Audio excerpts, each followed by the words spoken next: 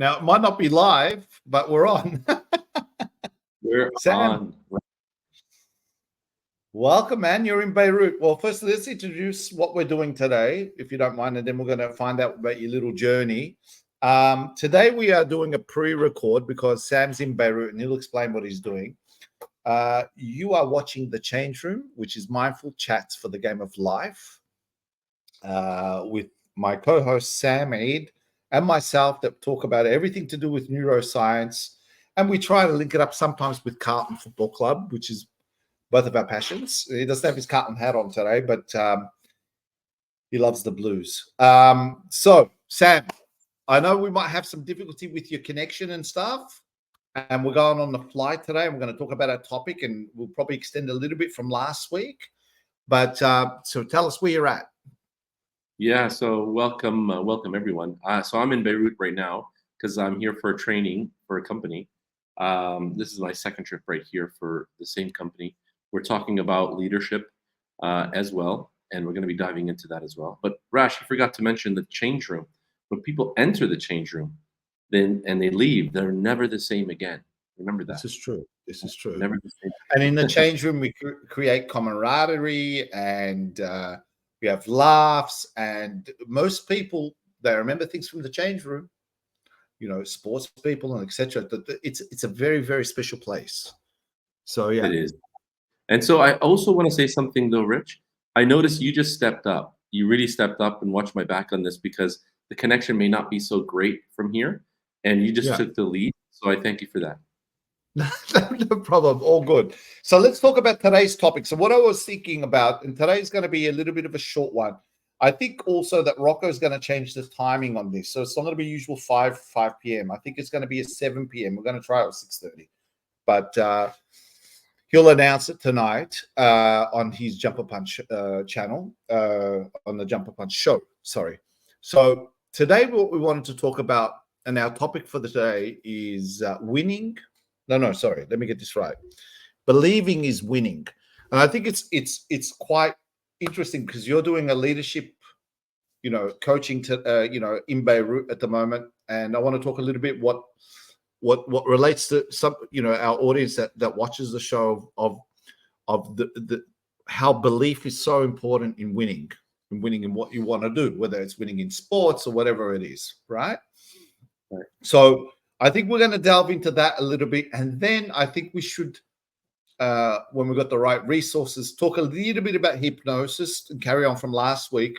And then maybe the following week, unless you got comments and stuff, we will do a bit more of a session on hypnosis. We had great feedback last week. It was really, really good. We had a lot of people online and engaging. And I must say, we love that. We really, really love your comments and you putting in things and we do this for the love, and we hope that you get a lot of education and it's beneficial for you. So shall we start on believing is winning? Yeah, we could. I mean, when we said, or we came up with that topic, it's before you do anything really, it's, do you really believe in it? Do you believe in that success? Do you believe that you can lead? Do you believe that anything is possible? I mean, that's but like why the is it first. important? Yeah, but why is it important? That's It's the question. What's important because you wanna level up, right? Like, I'm assuming people that are here, whether it's for their health or for their relationships, whatever it is, you want to level up. You want to thrive, for lack of a better word, but to thrive in your whatever it is you do. So why is it important?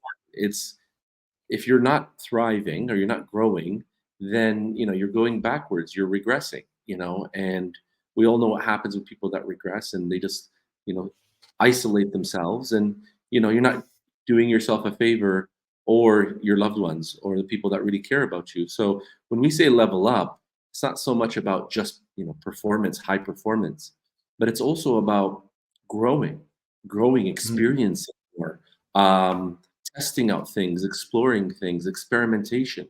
You know what I mean? We're creating the future as we go. And unless you really, really believe in that, then there's not going to be much success or much insights that you can find on your journey. But I think here's the key point, and I want to link this up to a little bit to the Blues. What's happening? I think you need good guidance, right? Because this is all good and proper and saying yes, lead and go out there, make decisions and get better. And in what's happening at the moment in recent times, in which I've explained to you, and you're aware that we're second on the ladder, and right now it's for the first time that we're really like the leader, Patrick Cripps, the one that that's on the end of our show every week, with the blue music.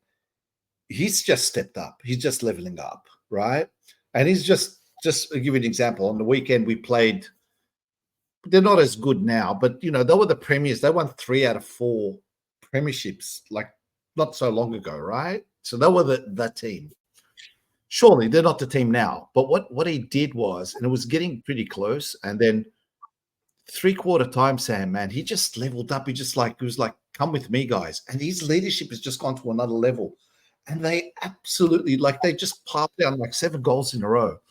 And I like to link sports because we're both into sports, but how important it is when you level up and how you can lead. And I want to talk about it on the neuroscience of things, how that can cascade to the team, to the change room, and then the effect of that creates this perception that, oh my God, we don't want to be playing against those people because they're congruent. They're soul division. And I know it's a lot to take on, and it's probably bigger than our small conversation today, but I want to get your take on that, and I mean, you've got the sports background also in hockey and stuff like that, but just looking at that from the outside, I think we'll start off. I think it starts from a decision. I think great leaders have shown, if you read their biographies and see the success, the ratio, the history of how they succeeded in good leadership, is you will find that at one point or another they took a decision. The decision to explore, the decision to say, listen, I'm scared in doing this. I may be a little bit nervous, but I have to take a shot at this, right? It's like, when you were talking, I was thinking about the analogy of 2 boxers. Before they promote the event, these 2 boxers face off against each other. And you notice one of them, or maybe both of them, they'll try intimidation tactics, right? Because they want to own that space. They want to own that frame. We always refer to these type of setups as frames. When you show up to something, and you don't have to intimidate or go that far, but when you show up to something with a little bit of, dare I say it, arrogance or pompous, or confidence, but a little bit more arrogance and something, pomposity. Is that even a word? Pomposity. Oh, no, not really, but you made it up. It's fine. But yeah, go with it. We'll go with it for now, right? And so when you're in that kind of space, you're owning that frame. And so when people see it, they tend to feel, just like Rash was saying earlier, give them the perception that, ooh, this guy really means business. We got to watch out. And I think there's a lot to be said at that point in time, because that's going to dictate more often than not your outcome. When you actually take on that frame and say, you know what, fuck this, I'm going to show up and I'm going to give it my best shot. And I'm going to decide to go that way or do this thing. No one likes, see, the thing is when they interviewed a lot of like followers or employees from companies, they found that one of the very key 3, at least the top 3 reasons why people leave organizations or leave sports teams is because their leaders or their captains aren't, they can't trust them, or they doubt their team leaders. And so that's not leading. Like they say, if no one's following, you're not leading, which means that you need to, and you don't have to be entirely sure about it, but you need to own up to the belief in the frame that you're the guy or you're the girl. Like you're the one that's in a leadership position and you're going the whole way. Remember, people are looking and listening to you and waiting to act based on your, based on that frame, based on your movement and direction, So we can keep talking. Interesting. And the people follow once they see that, and you give them the guidance. I mean, it's unbelievable what's happening at the moment in the sports world. In specifically this, that is just. Can I be honest, Rash? Sorry to cut you off, but can I be really honest? This is probably the third day that I've been having some throat pain. So my body feels weak and aching and stuff. I am getting better. Obviously, I need to before my training begins, but I wasn't really up to recording this today. I have to be honest with No, you. it's all Like good. It's all good. coming I on, understand. and you know what really picked me up, and I know I don't want to sound fake or cliche, but really Yeah, picked me up, Rash, is your persistence on saying, "Come, let's do this." And maybe I I'm, know it sounds like we planned for this or choreographed this, but we didn't at yeah. all. I wasn't in the mood, and you can tell from my face, I wasn't really in the mood for it. I feel a You little don't bit have the down my. hat on. If you had the hat, it would make a difference, wouldn't it? No, no, it's Still good. Look, blue. we're going to It's make still this a blue. short show anyway, because I'm Go aware. Blues. Go Yeah, I know Blues. it's still blue. No, we're going to make this a short show, and I understand that. And even with the internet, if it's glitching, guys, just bear with us. You know, we're trying to do this is in the best way possible. Sam's in the mountains in Lebanon, so he didn't tell you that also. But with the interconnection, it's not that great. But here's what I want to say, and I want to finish up on this sort of topic. And because you're doing a leadership, correct me if I'm wrong, you're doing a leadership course on with a corporation, like with companies, and this is one of the reasons why you're there. We just discussed where it goes. So I gave you an example. We said, all right, Patrick Cripps, as an example, he's doing his things, he's showing up, he's leading, and all of the after effects have happened after that. So the team's great, they're fighting for each other. There's no talk about someone wants to leave. I'm sure in the change room that there's a great vibe and buzz, and he means serious business, right? Doesn't mean that we win at the end of it, but they're showing up, right? I want to get to what you do, the pre, and would possibly, if you were like what this guy's had in the transformation, if he was working with someone like you, what you would do. So I think it would be interesting for the viewers to go, oh, so this is what goes on prior to that happening. I mean, this has been a gradual thing for the Great captain, but question. yeah, Rash, it's all a right, great cool. question. The first thing I would do is, if I'm dealing with an individual, I would cut off the team for the time being. Just park the team to the side, and I'll be Yeah, working directly with his unconscious mind or directly with his mind. Okay, yeah, because all the answers are there. Okay, he just needs to see them. Okay, so basically, my job or strategy would be to position our discussion or conversation just in a way where he could see, how, his values and beliefs. So he could see what he may be doing not so right, and then he should, improve upon other things. He would see it for himself. And so that's how I would work directly with a one-on-one. With companies, I deal directly with the CEO first, and then yeah. which is what happened here in Beirut. And the CEO basically invited me in to talk to, I think it was about close to 32 staff members on his team. So the fact that the CEO is willing to take a coaching journey for himself and his team speaks volumes for a leader. And I already told him that. I said, you just deciding to do this is already making ripples. And I did what's called a pre-audit with his employees on my Yeah. previous, and they all reported the same thing. They said, you know what? We weren't actually expecting this, but the fact that he decided to do it speaks a lot that he cares about the company, its employees, and he wants to take it to the next level. Sorry, you're just cutting out a little bit there, Sam. So I'm just you said employees to the next level. I just wanted to say one thing, and relating it to this specifically, is that this particular leader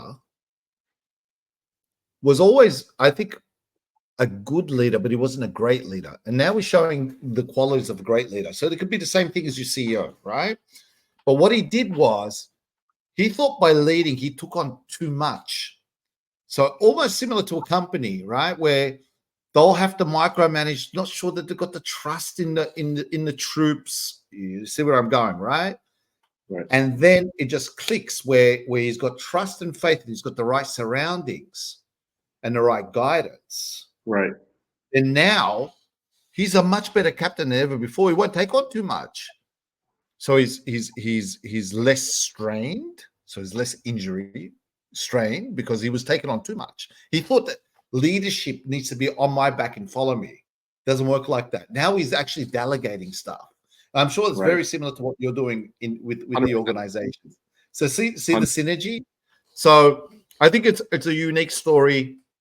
It's for the first time now. I would want to say is that I didn't want to talk too much about Carlton, but I'm going to say on this last point is that it's the first time the team can be trusted, where they're showing up and they're showing up really good. It's just not just here's the point, and this is why I want you to link it to the corporation. They're actually showing up and it's consistent. So now you can see some congruency. And those who don't know what congruency means is that congruency means like it's consistent. It's happening every week. That doesn't mean they're not going to lose, because they, in again, out of that is a lesson, and they'll get better. So you were saying before you do the discovery, you do the audit, you get them all on board, and then you just go out there and do you create the roadmap? Is that what happens? They create the roadmap. Remember, it's their journey. We're just actually presenting to them some neuroscience, some tools and techniques and strategies that they could deploy.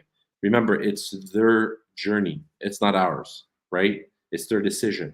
So they're going to be charting that path. I'm basically there as a tour guide to basically show them what's possible, what they can do, give them some options.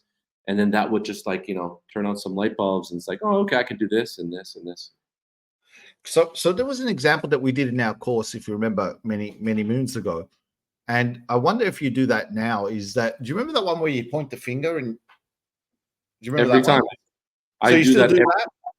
100%. I do So that. can I do the congruency test with the arm so, outside like a steel bar.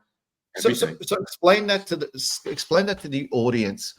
Well, let's do at least the finger pointing thing. So if you could just maybe explain that as one of your techniques, like linking this neuroscience NLP stuff. Okay, well, it's going to be difficult to fully illustrate it over a video. No, I'm not saying to fully illustrate, but to explain what it is, because so basically, you're pointing. We have two versions of calibrating and testing your imagination, if you will. And so the first one is really with your eyes open, just see how far you can twist your upper body, your upper torso, and see how far you go, right? And then you mark the spot. Yeah. Then you mark it. I can do it. Can I do it? You want? Do it. All right, cool. So finger out, arm out. Good. Now, without moving your feet, just move your upper body and see how far you can stretch.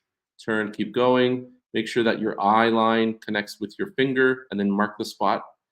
I got it. See ya. It's right next to probably the carton sign. Oh yeah, just yeah. Well, but you got to see it with your eye, Rash. You got to make sure that your eye connects and lines up with your finger to see how far you can go. Let's see here. I got it. Good. So you've got an analog marker now. Come back. Put your arm out again. Okay. Yeah. You know how this works. Close your eyes and then do the exact same thing in your mind without moving your body. Just in your mind, using the imagination. No, not your arm, just your imagination. Oh, sorry. Yeah. So use your imagination and see how far you go. And some people go for 2 rounds, 3 rounds, 4 rounds in their mind. They're just pretending, playing around, using the power of your mind and imagination. And then when you've went as far as you can, right? Yeah, I'm ready to go. Yeah, good. To come back to the first position and then do it again physically now and see how far you go. There it is. Look. Yeah, well, you can't. Yeah, it's supposed to be straight, but anyways, you're doing it for illustration purposes. I get that. So that's the twisting hand, because it's using your imagination to see how much is possible for you to do. And when we actually do that exercise, 9 out of 10 people, if not all of them, all report saying, "Wow, I went much further." And that was an illustration to show you the power of your mind. So when you start to imagine what is possible, what you could do to change your life, how often do we use our imagination? Like really use it as a professional tool, not just for fun. I'm sure we use our imagination for a lot of fun, when we start fantasizing and shit like that. But for sports, for business, for leadership, how often do we actually use our imagination to help us? And I think this is a key part, or one of the key parts of leadership, a great leadership. It's knowing how to do something or imagine something that's not there. It works great for innovation. People that are in the tech space of innovation. These people are thinking about stuff that hasn't even been created yet. Yeah, that's Imagine. right. So whatever you see right now in technology these days, from AI to Chat Everything, GPT, whatever, everything. was actually first conceptualized in someone's head. That hat that you're wearing was conceptualized in someone's head, wasn't it? Exactly. Same with that chair that you're sitting on right now. That's right. All right. So Deeper. I think look, we'll check out the comments anyway when we're watching, but I'm sure Need even to if you reply try, to it. We need to reply back to those comments. So people who we will, comment we on will, we will, we let will. us know. We love to do that. And please put in some topics if you want, so we can discuss in the future episodes. Like if there's something that you want to work, like I know some of our audience, the regulars also they put that in. So anyone that's watching, if there's something on your mind and you think that, we will do our best to give you the background from the neuroscience world and try to tackle that and give you some, because we deal with so many things, so it would be a pleasure. Sam, I'm just thinking a couple of things. I'd like to, Well, if I'm, you go. Yeah, no, I wanted to link that move, those exercises, to hypnosis. I'm not sure how clear Well, or this is where I was glitchy. going. Yeah. So All I'm right, not so I sure. was going to say, believing winning. Sorry, was it believing is winning? Right. I think we sort of covered that, right? And it's all about your thoughts and the decision and what happens in the pre-thought, like prior to that happening. So I think you've eloquently described that. Now let's link this to probably the topic that we'll discuss next week, if you're okay with that, because then I don't want the static internet with you. Like it requires a bit of focus because we'd want to get people into some sort of trance. Is it glitching? Is it glitching right now, No, Rich? it's fine. It's fine. But occasionally you might freeze, but it's fine. Well, then I just want to tell the viewers who are watching that in case the screen kind of glitches, you'll still kind of connect to what I'm saying and you'll understand where I'm going with the thought just by Yeah. listening between the gaps. So let's link this up to hypnosis and for our topic for next week. If there's any comments, Yeah. like, share, go out there. Yeah. So go with it. Yeah. So, okay. So when you dig a little bit deeper, what are we doing?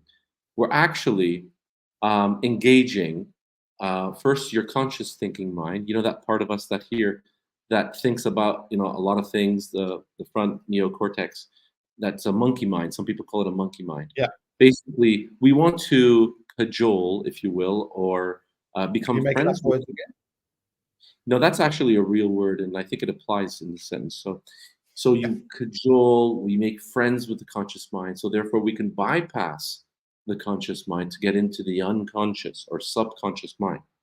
Once you go to your other than conscious mind, which is the subconscious, that's when Yeah. you can actually connect to that part of you, which pretty much controls more than 90% of all your behavior, all your emotions, everything. So wouldn't you want to connect to that part of you that is actually doing all of that? And that's what we do with these exercises, these strategies, you can call them, or devices. It will allow us to access that part of you that's more creative between the left brain and right brain.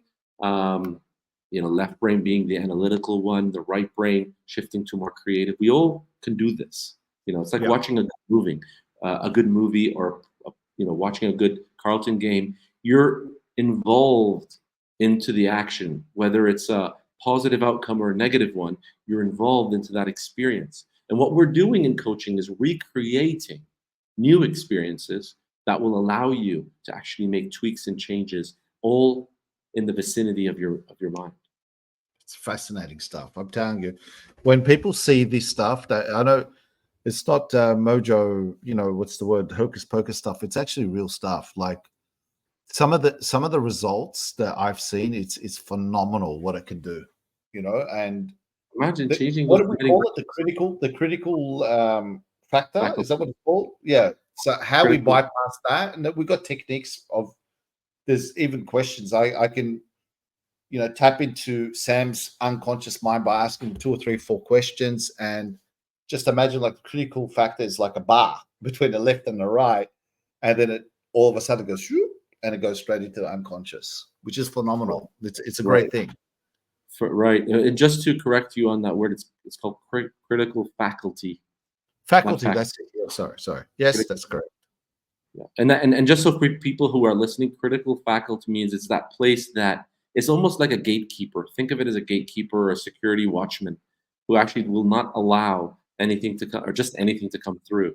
But the moment it does, that's the moment that you can actually drop into a slower brainwave, which will allow you to get more creative, more intentional. You can change your values and belief system if you really want to work on something specific. This applies to decision and leadership, obviously, health reasons, relationship reasons, all performance, really. Everything is commanded by the subconscious mind. All right, cool. I think next week we should probably start wrapping up pretty soon. I think next week what we'll do is we'll carry on from the previous week, and we'll show some examples, which I've got some videos, and I reckon it'd be pretty interesting for you to sort of like break that down. But Rash, speaking of examples, next week, next Thursday, it's very likely I'd be starting off my first day with my client back in Dubai, and he's a CEO. And I was just thinking, because I won't be able to do the show again, it needs to be pre-recorded. But if I can do a quick hypnosis session with him, I'm going to ask him if we can record it, and I'll do that live for the. That would be awesome. And you know what would be really good also on top of that, just that would love that. Those that are watching and put in the comments, I reckon what I'm going to do is I'm going to put out DM, right? So DM us on Instagram. Are you down for this? Maybe we could do something if someone wants to go on live and try something, like a couple of techniques. I'd rather us talk to the person prior. But we could maybe do something. I'd like to get, this is spurred from by having Paolo on, a couple of weeks ago, and it was great. I wouldn't mind having someone online. We don't have to do necessarily hypnosis, but you might have a question.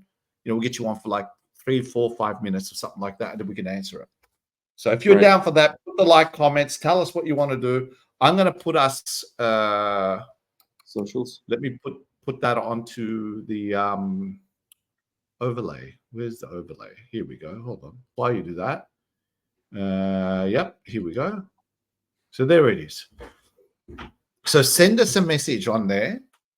And if you want to jump on, or if you want to, we might do hypnosis. We go off the cuff. So this is sort of not really a pre-planned. It is a planned show, but at the same time, we just go with the flow. This is our normal chats that we're having all day, every day. It's just that's the info there. Right. That would be awesome, Sam. If you get that guy in and you can do it. I've got a video that you've seen, so I reckon you could break that down also. And if things change, we change. But this is what we're looking at doing. Try to get his permission. If he gives me permission to do that, most likely I would. I'll give you the clipping. All right, cool. All right, so that's our info. Now, as we wrap up, there's a couple of things I need to mention. Thank you, Sam. Firstly, for doing this in. Thank you. Well, I'm just doing what I got to do in freezing Melbourne. On it, bro. Well, you're on it. Thanks, bro. Thank you. Appreciate it. So what I was going to say is next week we'll probably do a pre-record again. So that's the case. We'll probably you'll be back by then. I'll be back on Tuesday, but then, like I said, I have a full day first session on Thursday. It's very likely, I think, and I've checked the schedule. All right, so let's do that. No, because then we could try out this new time slot for 2 weeks in a row and see how it goes. And we'll try to comment anyway whilst we're online, while the show goes on live anyway. So that's pretty much it from me. Other than that, that's it, my man. That's awesome. I think we'll leave some people with some empowering questions. Like when you start asking yourself certain questions to your unconscious, questions like, how can I develop my leadership in a way that aligns with my lifestyle? How Yeah, can I yeah. develop leadership in a way that aligns with my lifestyle? Another empowering question or driving question could be, what can I do starting today to step up my game and become a better leader? Yeah, yeah. It's You good. know? So I'll leave you with that before we sign out. And that was a nice, cheap and cheerful, short and cheerful. Sorry. Not cheap, but yeah. Sam, much love, much respect. Just one thing before we go and sign out. Just remember the shows every week on the Jumper Punch channel. Where Thursdays at the moment we're going to change the time. We'll try it. We're going to trial it at 7 o'clock and see how it goes, or 6:30, depending on what Rocco says. You've got the Jumper Punch on Tuesday nights. You've got Forever Rivals on Wednesday. You've got the Burbs is on Thursdays, I believe, and then we've got Blue Sunday on Sunday. That's what I remember. Anything else, my friend, before we sign off? I think it was a fantastic show, very kind of quick, and looking forward for next week. Thanks for joining. Thanks for watching, giving us your time in this new time slot. Looking forward. Adios, amigos, and go Blues. Go Blues.